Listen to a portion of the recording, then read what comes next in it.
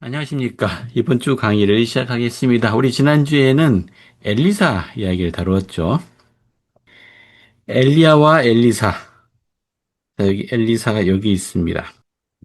자, 이번 주에는 엘리사 이후에 자, 이스라엘과 유다의 왕들 이야기입니다. 그래서 최종적으로 바빌로니아에 의해서 예루살렘이 멸망할 때까지 이야기를 짧게 4일 동안 다뤄보겠습니다. 이번 주에는 분량이 꽤 많네요. 하지만 어, 이야기 자체는 아주 단순합니다. 자, 열왕기하 16장부터 볼까요? 유다 왕 아하스 시대네요. 아하스가 어딨냐? 이 도표에서 여기 유다 왕들이 언급이 되어 있고 이스라엘 왕들이 쭉 나열이 되어 있는데요. 이 아하스는 여기 있습니다. 이 아하스.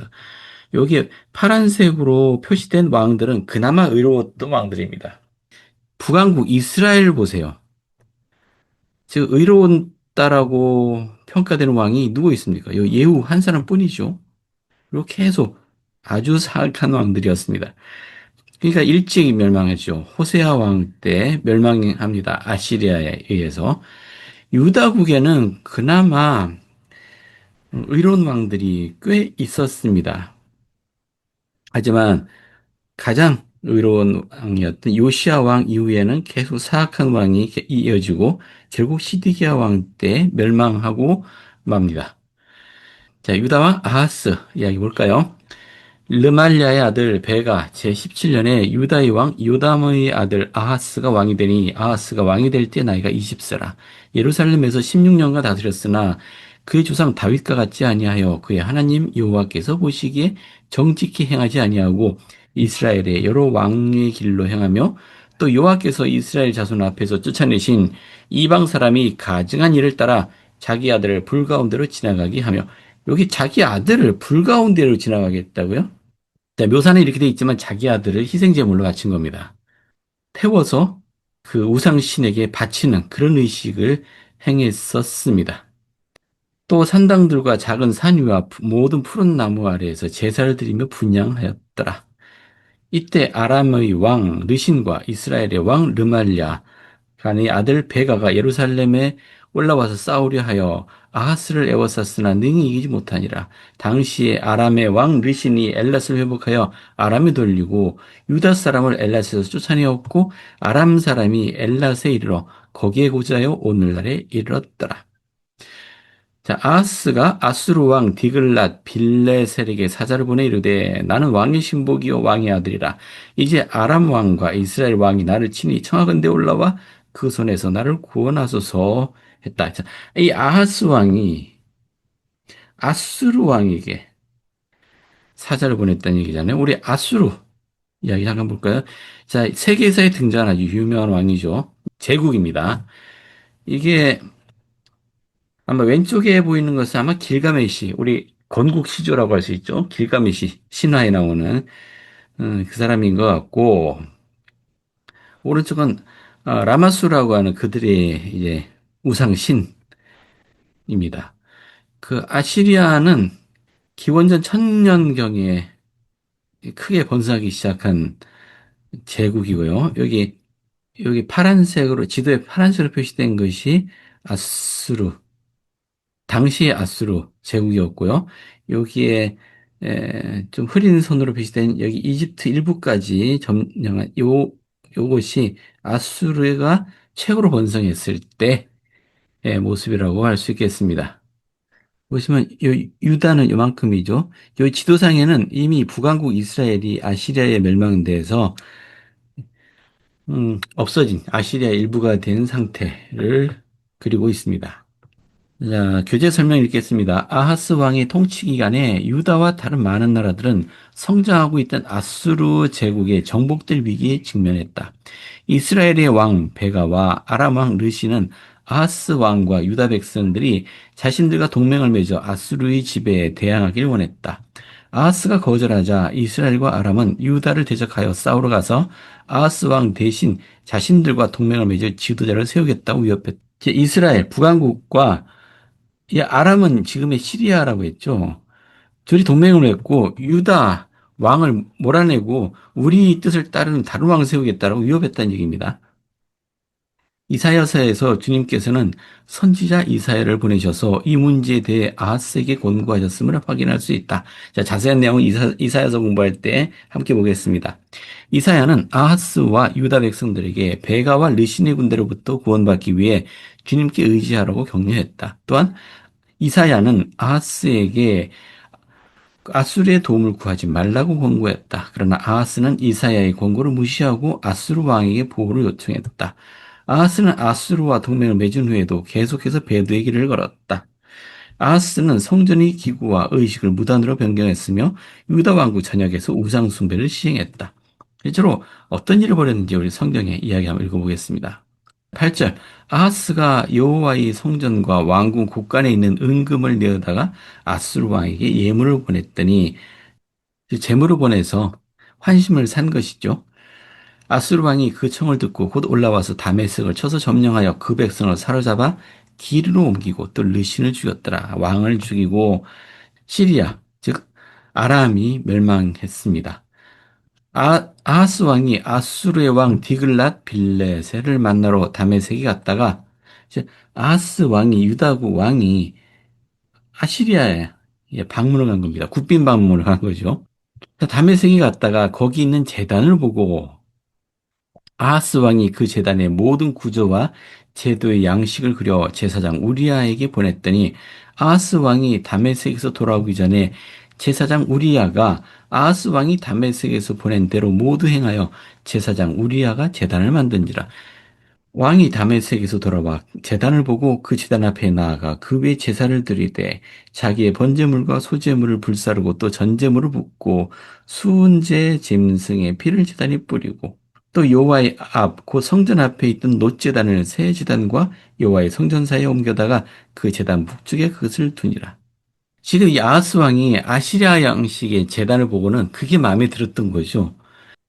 아하스 왕은 유다 왕이지 않습니까? 그리고 제사장 우리아, 이 우리아는 아마 레위인일 겁니다. 여기 북왕국이 아니요. 유다국입니다. 그러니까 예루살렘 성에 있는 그 성전, 솔로몬 성전을 바꾼 겁니다. 더 근사해 보였나 보죠. 아시리아의 것이. 그리고 제단마저도 바꿔버리고요. 자, 15절 아하스 왕이 제사장 우리아에게 명령하여 이르되 아침 번제물과 저녁 소제물과 왕의 번제물과 그 소제물과 모든 국민의 번제물과 그 소제물과 전 제물을 다 이 큰 제단 위에 불사르고 또 번제물의 피와 다른 제물의 피를 다 그 위에 뿌리라. 오직 놋제단은 내가 죽기 여쭐 일에만 쓰게 하라 하매 제사장 우리아가 아하스 왕의 모든 명령대로 행하였더라. 자, 아하스가 죽고 히스기야가 왕이 됩니다. 자, 이스라엘의 호세아 왕, 자, 이스라엘의 왕의 마지막 왕이죠. 이스라엘 왕국의 마지막 왕이죠. 유다의 왕 아하스 제12년에 엘라의 아들 호세아가 사마리아에서 이스라엘 왕이 되어 9년간 다스리며 여호와께서 보시기에 악을 행하였으나 다만 그 전 이스라엘 여러 왕들과 같이 하지는 아니하였더라.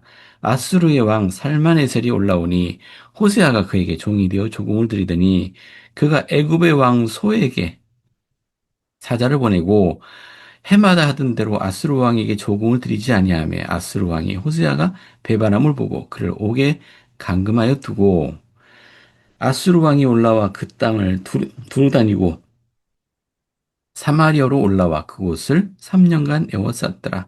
호세아 자 9년에 아수르 왕이 사마리아를 점령하고 이스라엘 사람을 사로잡아 아수르로 끌어다가 고산 강가에 있는 할라와 하볼과 메대 사람의 여러 고을에 두었더라. 자, 북왕국 이스라엘이 멸망하고 맙니다. 그러니까 호세아가 원래 아수르 왕에게 조공을 바치기로 했는데 이집트가 더 강한 나라라고 생각했죠. 사실 근데 이때 이미 이집트는 기울기 시작하는 나라였고요. 아수르에 대적하지 못합니다. 근데 이 정세 판단을 못한 거죠. 하나님의 영을 잃어버린 사람이 정세 판단을 올바로 할 수 있을까? 그건 의심스럽습니다. 근데 호세아는 애굽을 믿었고 이집트를 믿었고 자, 그 결과 아시리아의 침공을 받아서 멸망하고 맙니다. 아시리아가 이집트도 공격을 해서 이집트 일부도 점령하게 되죠. 아시리아 제국은 그 점령을 하게 되면 이 이스라엘 사람들을 끌어갑니다. 이건 유적에서 나온 이제 부조화네요. 아시리아가 얼마나 잔혹한 침공을 했는지 보여주는 대표적인 자료들인데요. 이 사람을 나무에 꿰어서 세워놓은 거, 이건 어떤 그림인지 정확히 모르겠지만 발을 잡고 어떻게 사람을, 이건 성을 침공하는 모습이네요. 자, 사람들 머리를 베서 전시해 놓은 거. 아시리아가 이렇게 제국이 될 수 있었던 거는 사실 기술 때문입니다. 전차, 그리고 이 공성병기를 개발을 했어요. 이때가 처음이라고 합니다. 아시리아가 이제 성을 점령할 때 공성병이 이 성문을 부수는 거죠. 또는 성벽을 부수는 병기를 사용했다고 해요. 그리고 공성추, 이 돌을 날리는 거죠. 이런 것들도 사용했다고 합니다. 이 견디지 못하죠. 학생 교재 읽어보겠습니다.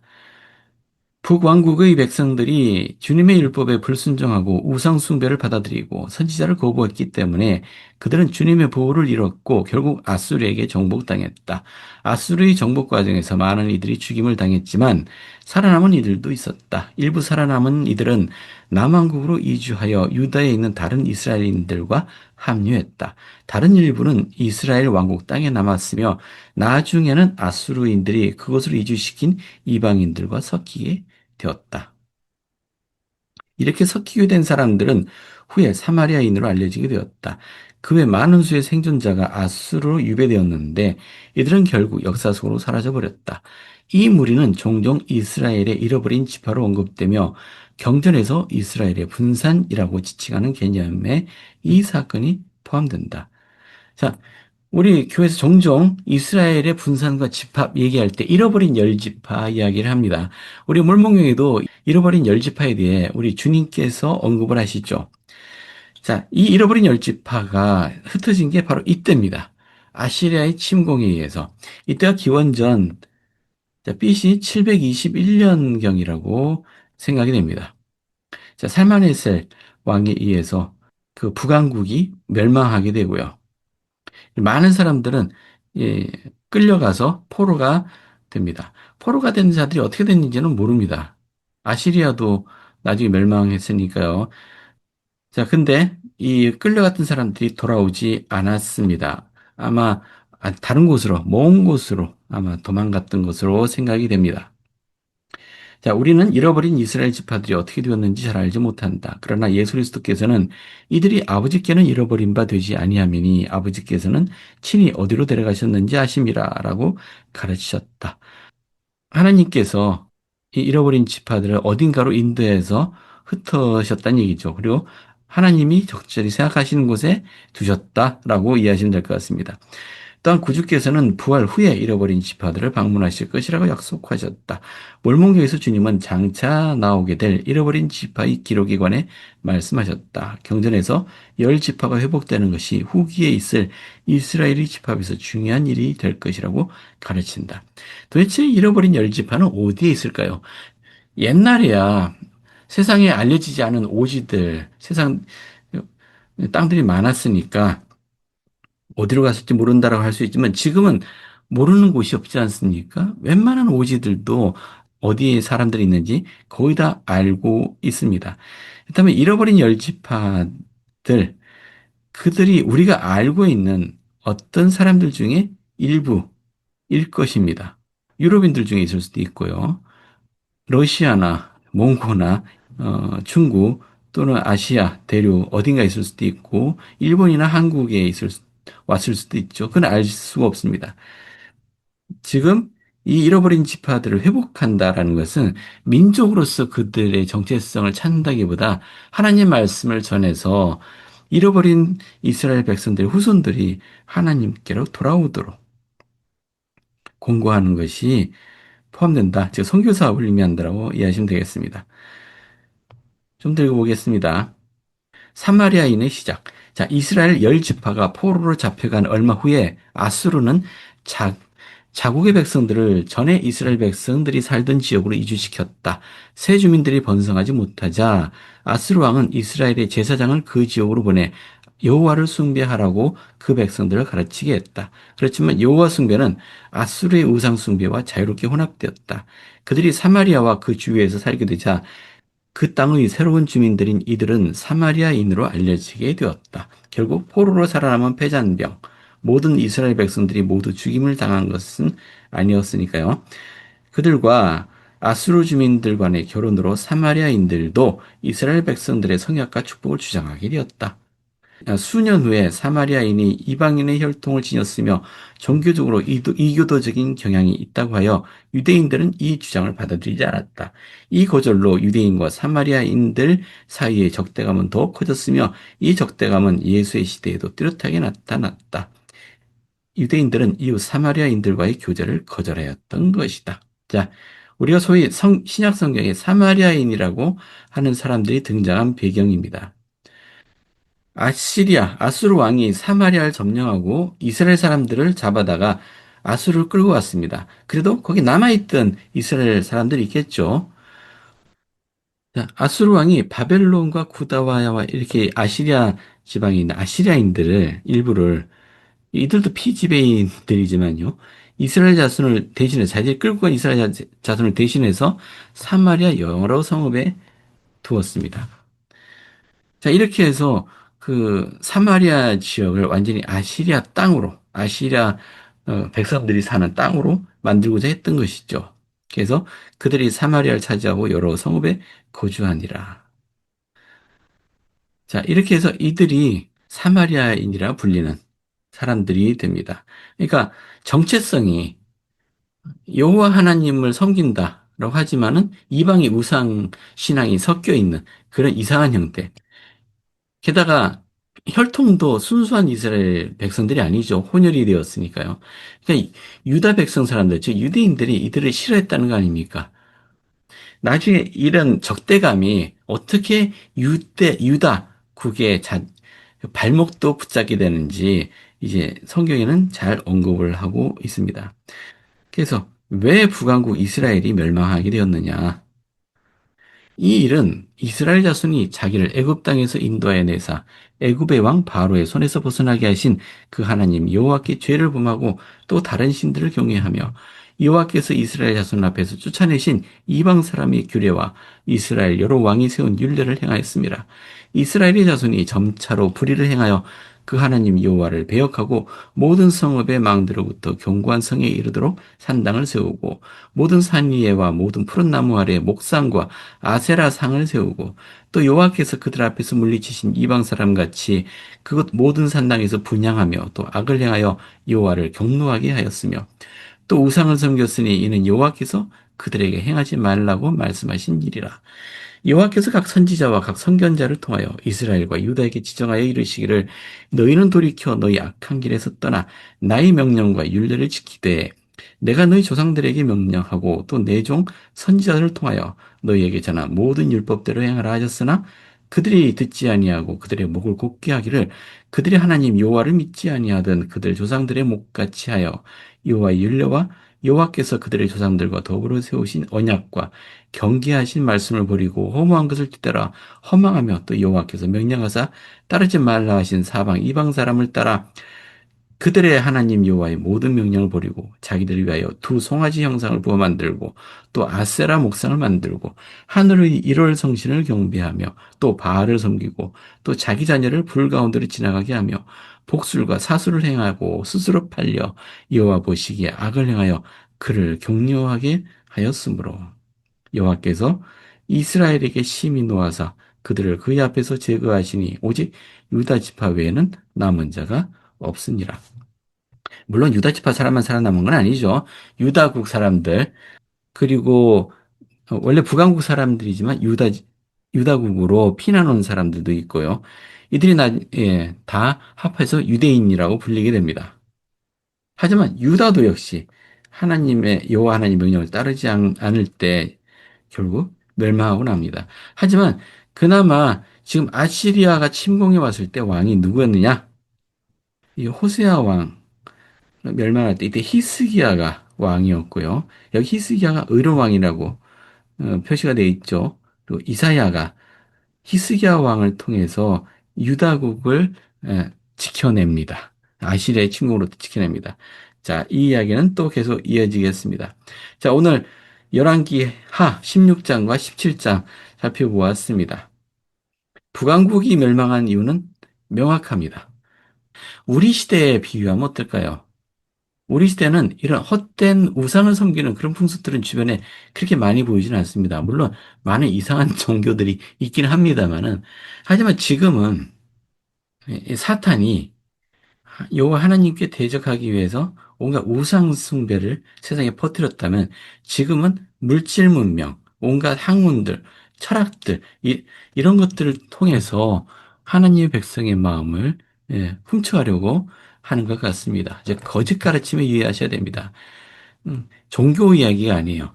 사람들을, 우리 성도들을 유혹하는 헛된 가르침, 성도들의 마음속에 적대감을 불어넣고 교만을 불어넣는 그런 온갖 사상들, 생각들, 이런 것들을 주의하셔야 됩니다. 자, 오늘은 여기까지 하겠습니다.